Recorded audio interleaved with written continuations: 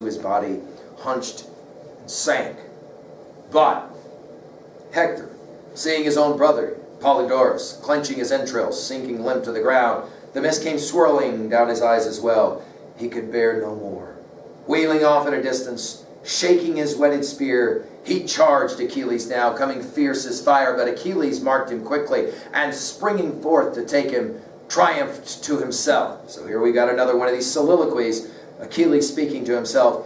Here is the man who's raked my heart the most, who killed my cherished comrade. No more delay, dodging each other down the passageways of battle. Under his brows, he glared at royal Hector, shouting, "Quick, charge me, the sooner to meet your death." But, we're told, Hector, his helmet flashing, never flinched. "Don't think for a moment, Achilles, son of Peleus, you can frighten me with words like a child, a fool," exact same lines of Aeneas a few moments ago. "I'm an old hand myself at trading taunts and insults. Well, I know you are brave, and I am far weaker, true.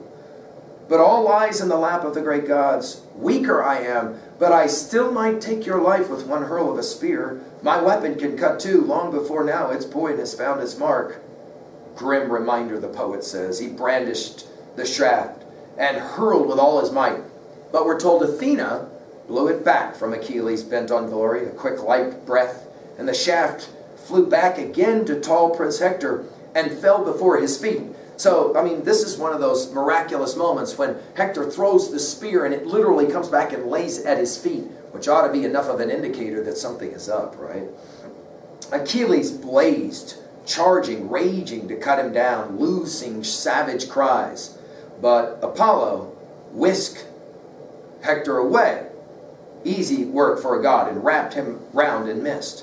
3 times the brilliant runner Achilles charged him, lunged with his bronze spear. 3 times he slashed at cloud. Then, at Achilles' 4th assault, like something superhuman, his terrifying voice burst out in winging words. "Now again, you've escaped your death, you dog." The irony of the word dog obviously will come to mind when dogs will be unleashed on Hector's body later, right? But a good close brush with death it was, I'd say. "Now again your Phobos Apollo pulls you through, the one you pray to, wading into our storm of spears. We'll fight again. I'll finish you off next time if one of the gods will only urge me on as well. But now I'll go for the others, anyone I can catch." And this will be interesting because it's a fascinating death scene. I mean, we'll get to it in 22, Iliad, but Achilles will say it. "I'm going to have the help of a god to be able to defeat you." And then we'll finish with more of Achilles' kills. He'll jack Dropops, he'll kill Demetrius, and then he'll kill 2 brothers. We saw this motif earlier in the Iliad, that brothers die often. Lagonus as well as Dardanus. And then he will come to Tros at line 523. Then Tros, Alastor's son, crawled to Achilles' knees and clutched them. We've commented on this supplicant thing where you're on your knees. Usually you have the arm around one of the legs, and then you reach up to either grab the beard or touch the face and beg in supplication. Of course, when you look up, your throat is obviously exposed, right, in this kind of thing. And he will hope that Achilles will spare him. "Let Tros off alive, no cutting him down in blood." He pitied Tros, a man of his own age. The young fool, he'd no idea, thinking Achilles could be swayed. And then we've got that line I was sharing with you before of right at line 528. "Here was a man not sweet at heart, not kind. No, he was raging, wild, inhuman." As Tros grasped his knees, desperate, begging, Achilles slid open his liver. The liver spurted loose, gushing with dark blood, drenched his lap, and the night swirled down his eyes as his life breath slipped away. Next we have Mulius, right? He reared and jammed his lance, Achilles, through the man's ear, so the lance came jutting out, through the other ear, bronze point glinting. Almost any way that you can kill somebody with bronze or metal, we have those stories in the Iliad described. We then have Eucleus, Duclinian, also killed at line 540. Deucalion next, he lanced his arm with a bronze-shod spear. He spitted the Trojan through where the elbow tendons grip, and there he stood, waiting Achilles, arm dangling heavy, staring down in the face, and Achilles chopped his neck, and the sword sent head and helmet flying off together, and marrow bubbling up from the clear-cut neck bone. You couldn't make the Iliad, as it's described, into some kind of film. It would just be too graphic, right? Down he went, his corpse fell full length on the ground. And then we'll have Regimus, who will die, along with Areus, his driver. So we're going to finish with those some 13 confirmed kills at the end of Iliad 20, and we're going to have way more than that in 21. And then to finish this book, at line 555, Achilles now, and we're going to get 3 similes in a row. Let's study each one of them. Like inhuman fire, raging on through the mountain gorges, splinter dry, setting ablaze big stands of timber, the wind swirling the huge fireball left and right, chaos of fire. Achilles storming on with brandished spear. And then the second simile, like a frenzied god of battle, trampling all he killed, and the earth ran black with blood, thundering on. Like a third simile, oxen broad in the brow, some field hand yokes to crush white barley heaped on a well-laid threshing floor, and the grain is husked out fast by the bellowing oxen's hooves. So you got 3 in a row similes before you get to the word so. So as the great Achilles rampaged on, his sharp-hoofed stallions trampled shields and corpses, axle under his chariot splashed with blood, blood on the handrails, sweeping round the car. We've seen this before, haven't we, in the Iliad, right? Blood on the handrails, sweeping round the car, sprays of blood shooting up from the stallion's hooves and churning, whirling rims. And the son of Peleus charioting on to seize his glory, Kleos. Bloody filth, splattering both strong arms, Achilles, invincible arms.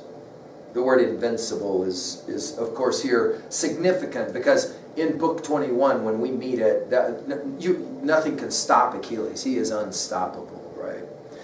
Well, let's quickly work level 2-3 at 2A. Well, this is obviously a war now that has divided even the gods, right? And so we've got, and this is one of the major themes, right? War as a conflict, as a way to resolve conflict, inevitably will lead to greater disharmony, right? This notion of live to fight another day, both Aeneas and Hector, they get off to live to fight another day, right? Another major message. Sometimes you have to walk away to live to fight another day. And then this idea that rage can lead to inhuman acts where there's no pity, there is no kindness. Achilles is quite literally out of his mind.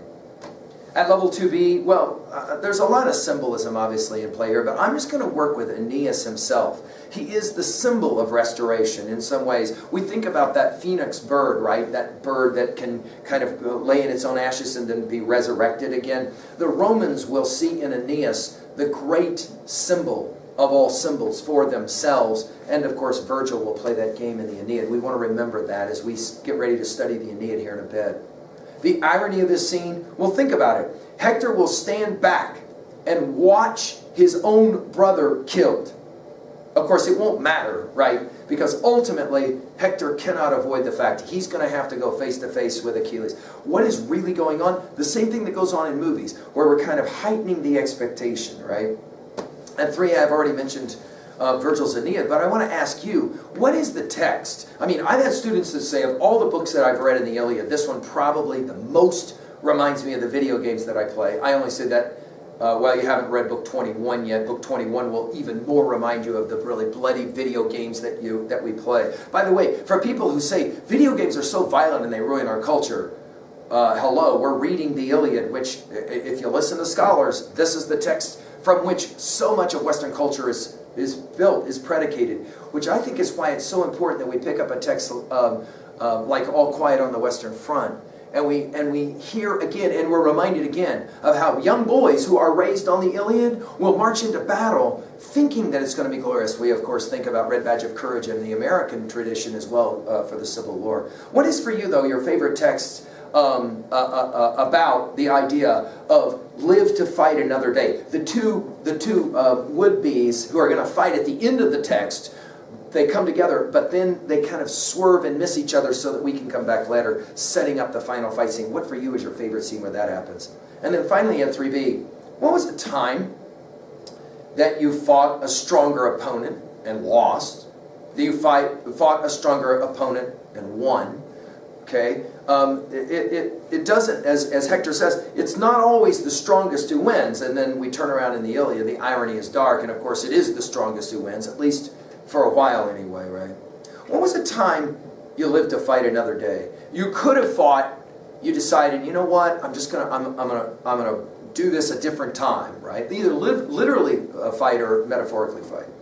Well, as we say, and Book 21, Fagles, he doesn't even finish Book 20 with a period. He finishes with a dash, because Book 21 is going to be the continuation of Achilles, his Aristeia, his confirmed kills. They will be listed, and then there'll just be passages where we're just told he just slaughters umpteen numbers of them. So much killing for Achilles that he chokes the river itself, because he keeps throwing the bodies into the river. We'll get there, and finally, the river that was mentioned, Scamander, Xanthus, he'll fight the river, which of course is maybe the only way that fire can ever be defeated is with water, right? To show that Achilles is inhuman, both godlike as well as beast-like. Come back and we'll follow Achilles' Aristeia in Book 21. Thank you.